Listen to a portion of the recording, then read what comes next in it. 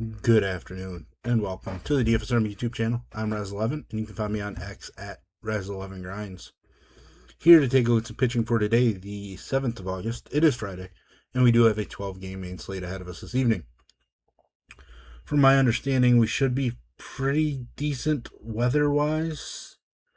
There's some low delay risk in New York, and I think the other games that have issues are a little earlier, so we don't have to worry too much about that. A reminder that this is a first look at the options on the slate, and I will be looking at DraftKings as that is where a majority of my action is. If you play in FanDuel, cut my pool in half or so. Pricing isn't quite as tight. You don't have to be as creative. It allows you to get stacks you want with an upper tier-ish pitcher. Now let's just jump right in. We do have 12 games to go through. A couple of games where they're going with openers and long relievers, so we have 26 pitchers. Goal, cut that in half initially, and then trim it down from there to get our working pool for our MME on this slate. Atlanta, New York, interesting spot. Max Fried taking on his former squad. Pitching in New York, where he hasn't been as good this season, but I think he's been just a little bit more unlucky at home than anything. Batting average against a 190. His walk rate's quite a bit higher at home, and I expect that to regress. Atlanta, for the most part, has struggled enough against left-handed pitching that I'm not as afraid of them. They're very potent offense against right-handed pitching for sure, and they have been a bit warmer overall. As I say that, our weather guy just popped up with an update on the New York game. It's a 10 to 20% PPD risk, so it's not a perfectly fine spot, but I am going to mix in some Max Fried. Now, Tyler Mahle, you could make a case for. His last start with San Francisco prior to being traded had 9 strikeouts in 5 2/3. Strikeout upside is intriguing against the Yankees. Mahle just generally doesn't strike out a whole lot. His road numbers this season have been absolutely atrocious, so it's tough to trust him going into Yankee Stadium. If it was a smaller slate, maybe I'd consider him. A's in Boston. Boston, the hottest team in baseball over the last 30 days or 31 days or whatever. So that means Jack Perkins probably not in play in this one. The other side, Peyton Tolley, definitely going to be in play. His overall home numbers not great. His strikeout numbers at home skyrocket, though. I think it's just a great spot. He did put up a 32 at home against the Yankees, so it does showcase what his upside is. The A's lineup is pretty weak now. Obviously missing Kurtz, missing Langeliers, missing Rooker. Jacob Wilson's been in and out of the lineup as well. I just think it's just a weak lineup, and they've really cooled off offensively. Put up 22 fantasy points pitching in Sacramento against this team. That ballpark's easier to hit in than Boston. Not a ton easier, but it's definitely easier. Gave up 2 solo home runs in that game. Tolley should be one of the most popular pitchers on the slate, and I have no issues going overweight on him. Angels and Marlins. Phillips gets the matchup we want, but is he really a pitcher we want to use? I'm going to pass on him.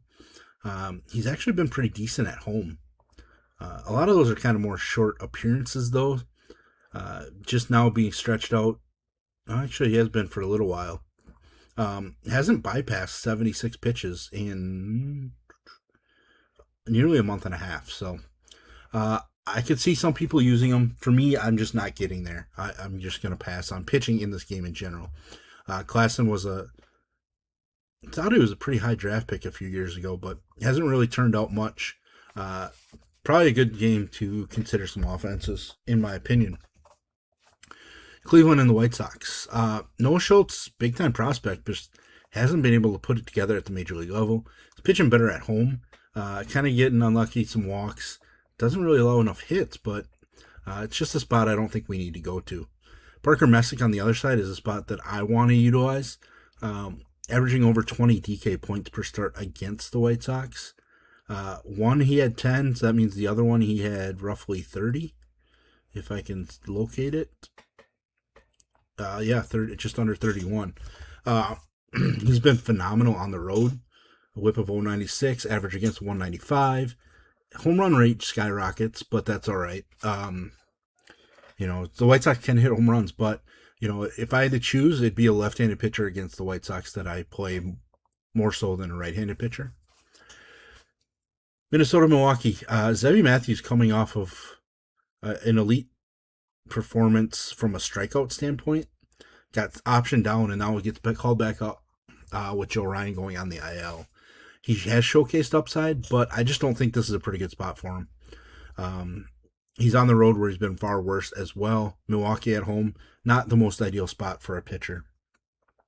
Shane Drohan on the other side, 24 plus in 2 out of his last 3 starts. His best stretch of the season, his 2 best starts of the season came in his last 3.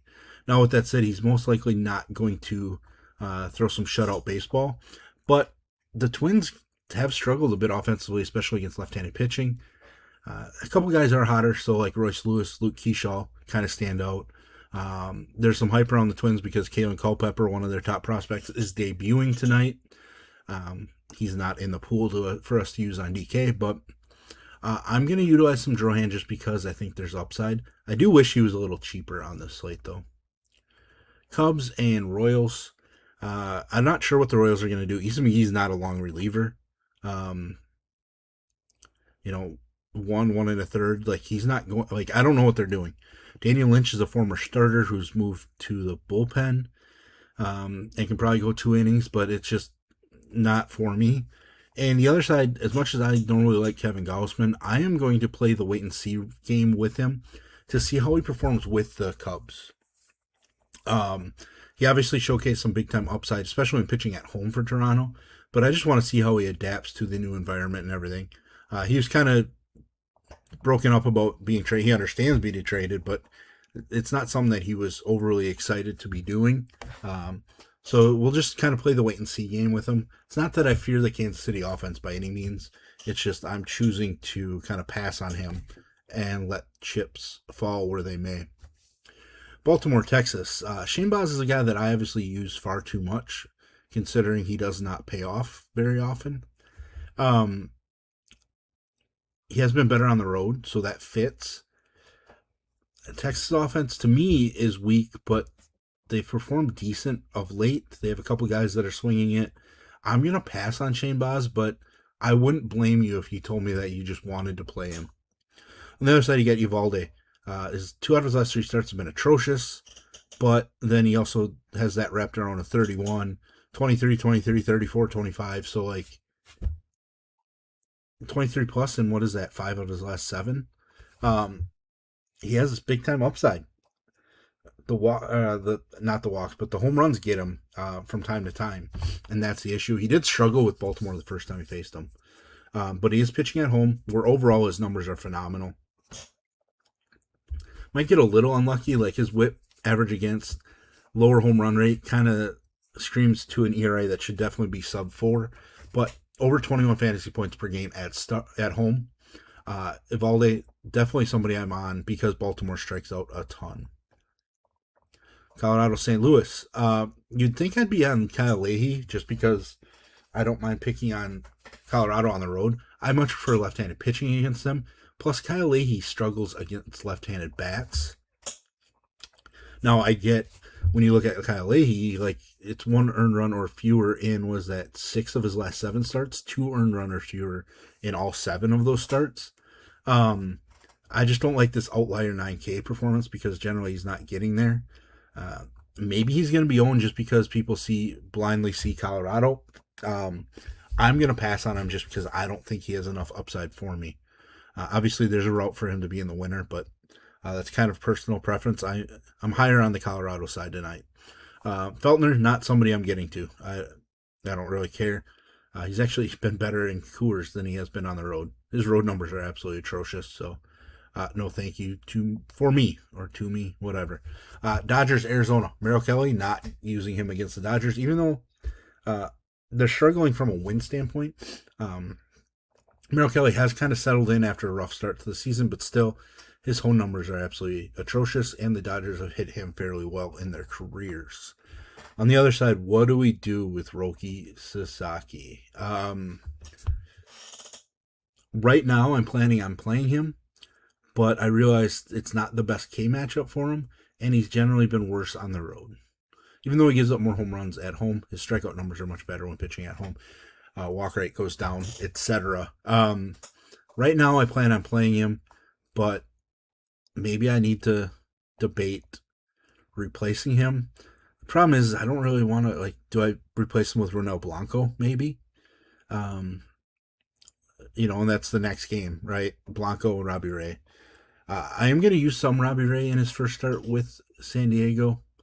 I think it's a decent spot.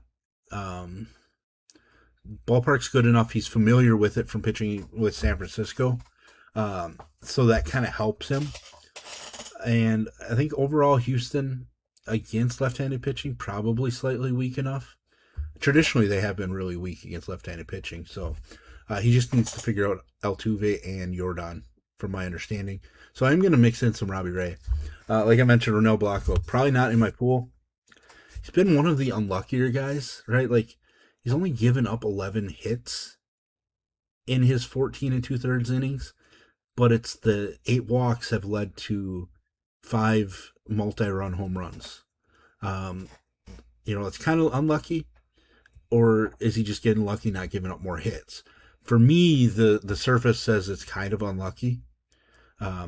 Average against so far is 204. That's pretty good. So, those numbers just don't match the extreme ERA. Ks are strong. I don't know. Feels like somebody I want to keep playing, but is that the definition of insanity? You guys tell me in the comments. Should we continue to roll out Ronel Blanco, hoping that he straightens out those walk issues? Or is he just going to start giving up more hits when he, avoids walks? That's a big question. If pitchers can get away from those walks, generally it leads to one of two things: more hits allowed or more strikeouts. The strikeouts are strong. If that increases at all, then he's looking at a huge game. And so, that ceiling in the upside is super intriguing for super large field GPP action. Tampa Bay, Seattle, Logan Gilbert, and Drew Rasmussen. Obviously, I played Logan Gilbert quite a bit. Pitching at home has been pretty good. Pretty unlucky. 16 home runs allowed in 78 innings. That is super weird considering this ballpark just does not give up a ton of home runs. He's facing a team that doesn't strike out all that much, so that's the worry. Struggled a bit in his one meeting with them, allowed 11 base runners and 6 2/3 with just 5 strikeouts. I'm going to pass on Logan Gilbert. I just don't feel like paying $10K for him against Tampa Bay is the smartest. But maybe that means he's a pretty good GPP option as a pivot away from Peyton Tolley and Nathan Eovaldi or even Rasmussen. I'm not getting Logan Gilbert, but I think you can mix him in just as a pivot MME guy. I just don't love the matchup. The other side, you get Drew Rasmussen, 19 strikeouts in his last 13 innings, almost 71 fantasy points over his last 2 starts. Coming in, trending extremely strong. He is a little bit worse on the road, so that is a little bit of a worry, but I'm going to continue picking on the Seattle lineup. Just has to worry about J-Rod and maybe a Rosarena, but I really like the way that he's pitching, so he's going to be arguably my favorite spend-up pitcher on this slate. Last game in San Francisco, my favorite ballpark for pitching. San Francisco going opener, potential long reliever in Hauser. It's going to force me to pass on the San Francisco side of things. Plus, Detroit bats have been hot over the last week and a half. But on the Detroit side, Kiner Montero has been pretty good, especially in 3 out of his last 4 starts. I like him. He's pitching in a ballpark that's great for pitching. He's been phenomenal on the road overall. He's just somebody I'm willing to gamble with. He's probably going to be my main SP2 in a lot of things that I build. But there we have it. There's our first look at the pitching. If you enjoy what I bring to you, please hit the like button, hit the subscribe button, turn the notification bell, and get the alert anytime we drop videos here at DFS Army. If you want to join us, get access to our coaches, tools, sheets, Discord, etc., there will be links in the description below.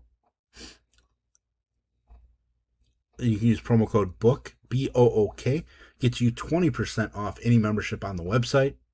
There's a link to the merch store. You can check out my hoodie, some of the other designs that we have. Hit the comments, like I said. Let me know. What are you doing with somebody like Ronel Blanco? What are you doing with the spend-ups like Logan Gilbert and even Max Fried, Kevin Gausman? They're names that we've played before. Best of luck, everybody.